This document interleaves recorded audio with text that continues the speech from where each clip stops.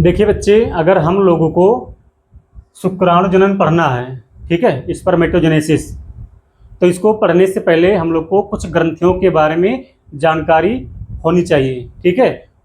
उन ग्रंथियों से कुछ हार्मोन्स स्रावित होते हैं और वही हार्मोन जो है शुक्राणु जनन की प्रक्रिया को कंट्रोल करते हैं, यानी कि शुक्राणुओं को बनाने में सहायता भी करते हैं, ठीक है। अब वो कौन कौन से हार्मोन हैं और कैसे शुक्राणु को बनाने में सहायता करते हैं, तो चलिए उसको जान लेते हैं, ठीक है। इसके बाद हम लोग जानेंगे शुक्राणु जनन कैसे होता है, पूरा प्रक्रिया स्टेप बाय स्टेप, ठीक है, डायग्राम के साथ। तो फिलहाल हम लोग पहले जान लेंगे कि वो कौन कौन से ग्रंथि हैं जो शुक्राणु जनन में सहायता करते हैं, ठीक है। तो आइए देखते हैं। देखिए बच्चे, शुक्राणु आखिरकार हमारे बॉडी में बनना प्रारंभ कब होता है, किसी भी लड़के में, ठीक है, क्योंकि शुक्राणु नर युग्मक होता है, ठीक है।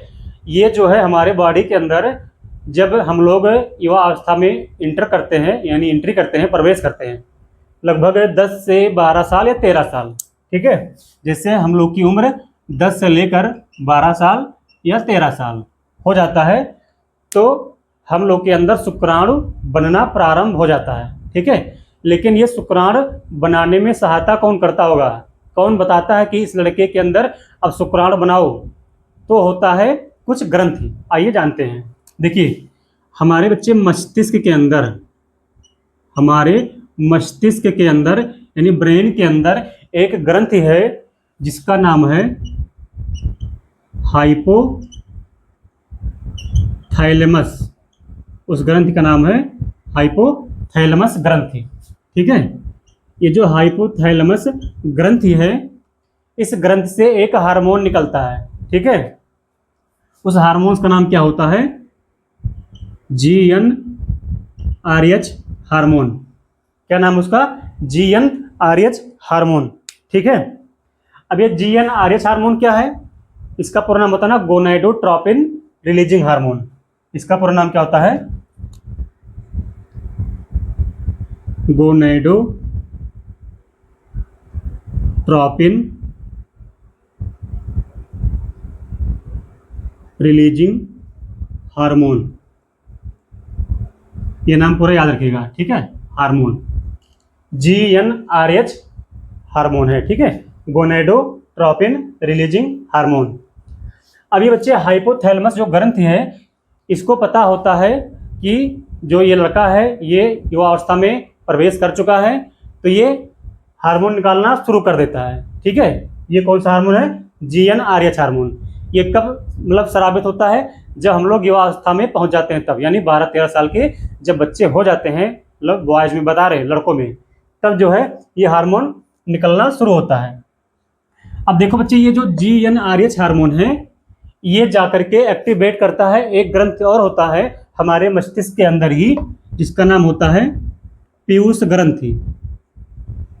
इसका नाम होता है पीयूष ग्रंथि या पिट्यूटरी ग्लैंड, ठीक है। ये पीयूष ग्रंथि हमारे शरीर में छोटी सी एक ग्रंथि होती है, मटर के दाने की तरह, ठीक है। जैसे ही ये हार्मोन आकर के पीयूष ग्रंथि को एक्टिवेट करता है, तुरंत ये पीयूष ग्रंथि जान जाता है कि हाँ, अब हम लोग का वो समय आ गया है कि जो है इस लड़के में शुक्राणु बनाने वाले हार्मोन्स बनाने हैं अब, ठीक है। तो क्या होता है, ये पीयूष ग्रंथि तुरंत 2 प्रकार के हार्मोन निकालता है फटाक से।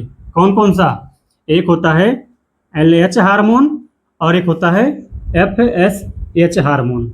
यही 2 प्रकार के हार्मोन होते हैं, ठीक है। LH हार्मोन का काम क्या होता है, मतलब इसका पहले पूरा नाम जान लीजिए। इसका नाम होता है ल्यूटिनाइजिंग।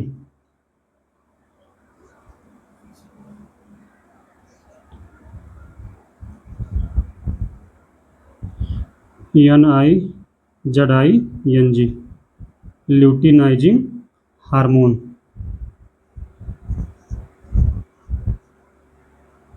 ये होता है ल्यूटिनाइजिंग हार्मोन, पूरा नाम इसका है LH का, ठीक है। और एक दूसरा है FSH। इसका नाम क्या होता है, फॉलिकल स्टिमुलेटिंग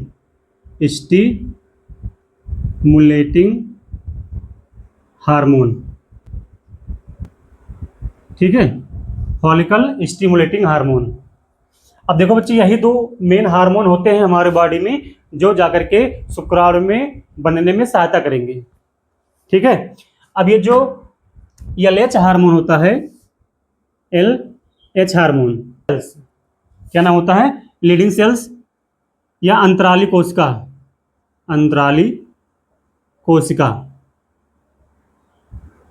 ठीक है, या लीडिंग सेल्स।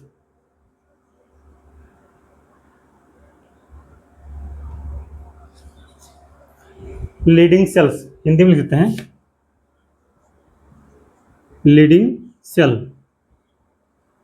ठीक है, ये बच्चे जो LH हार्मोन है ये हमारे टेस्टिस के अंदर जो लीडिंग सेल्स होता है, अंतराली कोशिका, इसके ऊपर काम करता है।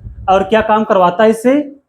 इससे बनवाता है टेस्टोस्टेरॉन हार्मोन। इससे बनवाता है टेस्टोस्टेरॉन हार्मोन। ठीक है, अब बच्चे यही टेस्टोस्टेरॉन हार्मोन वो हार्मोन होता है जो लड़कों में लड़कों वाला लक्षण प्रदर्शित करने में सहायता करता है। अब वो लड़कों वाला लक्षण क्या होता है? दाढ़ी मूछ का आना, डोले सोले बन जाना, ठीक है, शरीर चौड़ा हो जाना, हाइट बढ़ना, ठीक है, आवाज़ का भारीपन होना, ये सब जो है हम लोग का द्वितीयक लैंगिक लक्षण होता है। ठीक है, तो बच्चे ये जो है टेस्टोस्टेरॉन हार्मोन होता है। ठीक है, और यही टेस्टोस्टेरॉन हार्मोन जो होता है बच्चे, यही हार्मोन जो है शुक्राणु के बनने में सहायता भी करता है, शुक्राणु के बनने में सहायता करता है। ठीक, याद रखिएगा। देखिए, शुरू में क्या हुआ, मस्तिष्क से हाइपोथैलेमस ग्रंथि एक हार्मोन निकाला जिसका नाम है GnRH हार्मोन। ये GnRH हार्मोन किस पे वर्क किया? पीयूष ग्रंथि।